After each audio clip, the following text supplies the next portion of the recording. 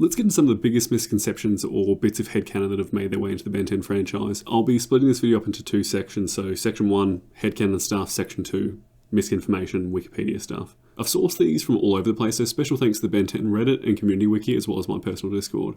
Starting with headcanon, so nothing overly official here or anything too serious that really affects the franchise, but just interesting enough. There's the idea that Accelerate's ultimate form would be near light speed based on Accelerate's whole gimmick being speed. It's a natural conclusion to come to. I can't imagine this species would evolve in any way other than more speed. I've seen some people debate this one based on some of his feats in Classic. I'm not much for power scaling, but I can see an argument for this. It's a shame we never got to see this animated. Next we have the symbiotic relationship between Gravitax species with the Toku stars. Acting as a certain Reddit user put it, like the Jiminy Cricket to the Toku stars while they orbit them. I don't know about that whole advisor or conscious role as much, but I do like the idea that these two are in some way, shape or form linked.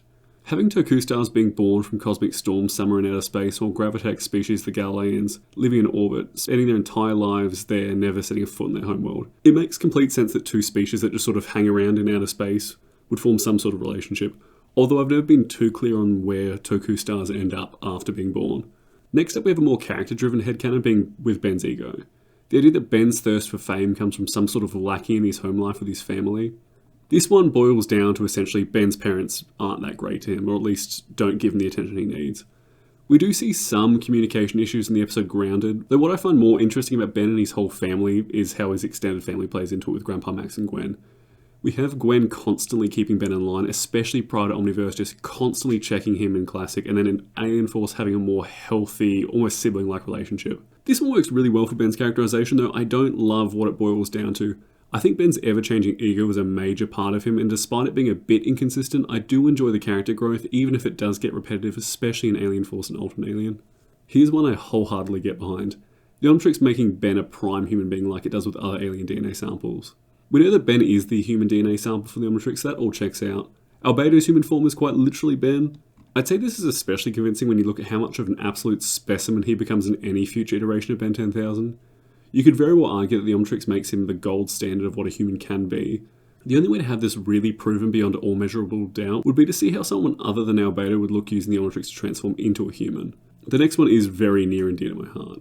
Agrigor lying about being an Osmosian just to mess with Kevin a bit. The other way this goes is that Cervantes lied about Kevin being a mutant. The Osmosians do exist, and that Kevin, Devon, and Agrigor are all Osmosians, and the Osmos 5 does exist just with very little contact outside of their homeworld, similar to how we see with Rook's people.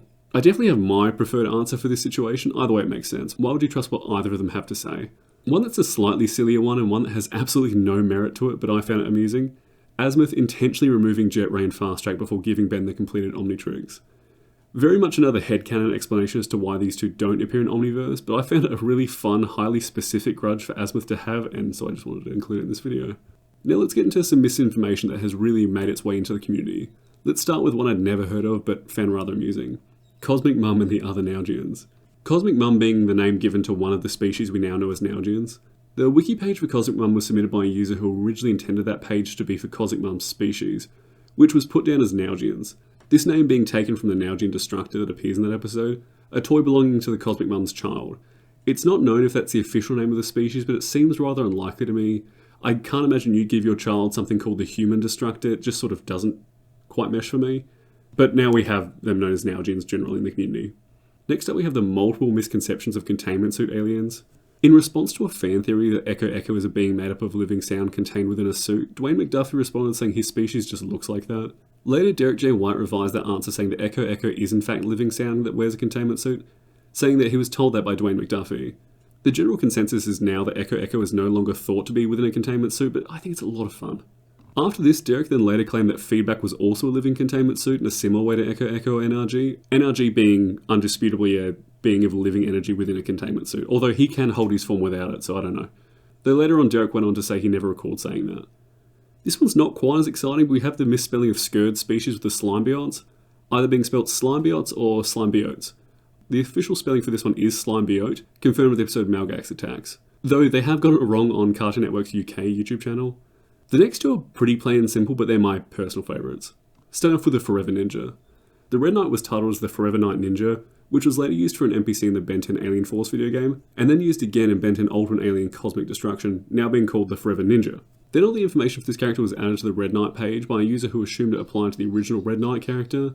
The proper Red Knight name was then confirmed in an American Benwolf in London, where he refers to him as such.